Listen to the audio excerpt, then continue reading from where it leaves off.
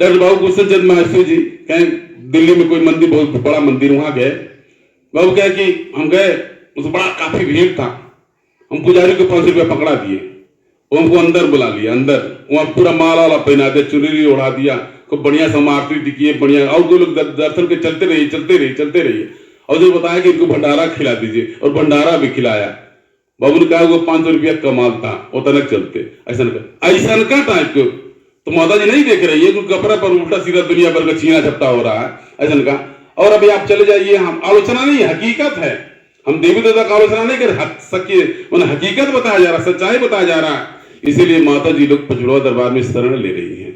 माता कन्याकुमारी मीनाक्षी में बड़ा विशाल विशाल मंदिर है, यानी वहां लोग पचड़ुआ दरबार में शरण ले रही हैं। इसी कारण पचवाली माता जी 9 देवियों का दरबार है। जिसने समझ लिया आज उसका कल्याण हो गया।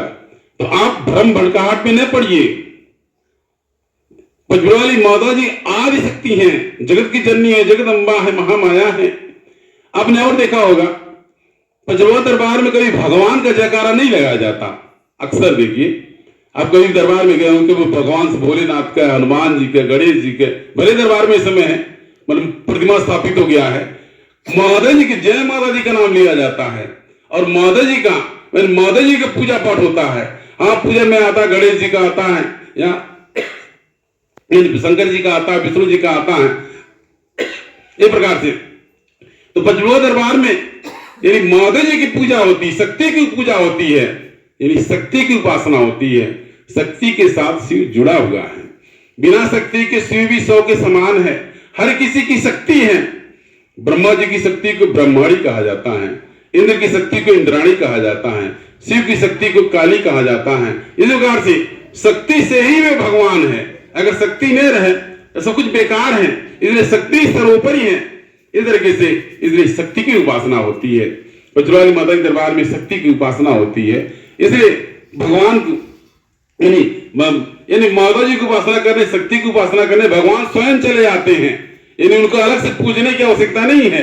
यानी शक्ति की उपासना सब देवी देवता, समस्त देवता आके प्रकट हो जाते हैं। उनको अलग से नाम जपने, पूजा पाठ करने की आवश्यकता नहीं है।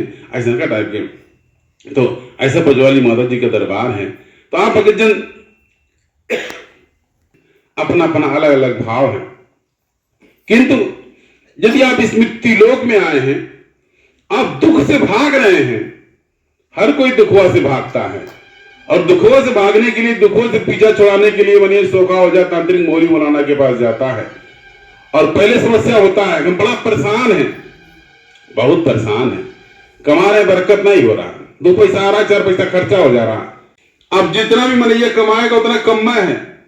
500 वाला भी कमाने वाला परेशान है, 5000 रोज कमाने वाला, 50,000 कमाने वाला वो उतना परेशान है। यानी इस प्रकार से आप जितने परेशान है, हम कमाते चल आपका उसी में रहा है, पैसा आता पता नहीं कर चलता। आपके दिमाग में भ्रम भ्रांति बैठ गया है। आप भी पैसा खर्चा करते लेकिन आपको पता नहीं चलता कि क्या बचवा नहीं करता। हम परेशान बाटी जोर घटाना, फिर बाद में हमारे परिवार में शांति नहीं है। अरे पहले आपके बच्चे छोटे छोटे रह गए, बड़े हो गए होंगे, लिखा पढ़ी करा लेता है। आप गारंटी लेकर के बैठे हैं, आप दुखवा से पीछा छुड़ाना चाह रहे हैं। और दुखवा यानी आपके साथ जन्मा है। जिस प्रकार से परछाई, जब आपका जन्म हुआ तो आपके साथ परछाई का भी जन्म हुआ, उस प्रकार से दुखों का जन्म हुआ। वो दुखों से पीछा छुड़ाने के लिए भाग रहे हैं। कोई कह रहा हम भाई भूतवा पकड़ लिया है, जुबेरिया जदुआ डनवा हमारे सी के, कहीं कुछ नहीं। उसे भगले की आवश्यकता नहीं है, दुखवा से भगले की आवश्यकता नहीं है।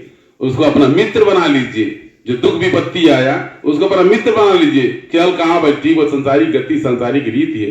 इस तरीके से तो कहने मतलब है जिस दुख से आप भाग रहे हैं वह दुख यानी कभी पीछा नहीं छोड़ेगा। रूप बदल के आएगा, समय बदल के आएगा।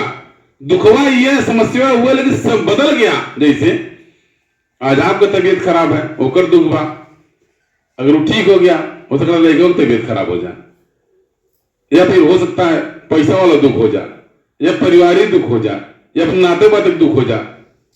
दुखवा हुआ है लेकिन नाम बदल गया, रूप बदल गया, अलग अलग बदल के आएगा, अलग अलग रूप से आएगा।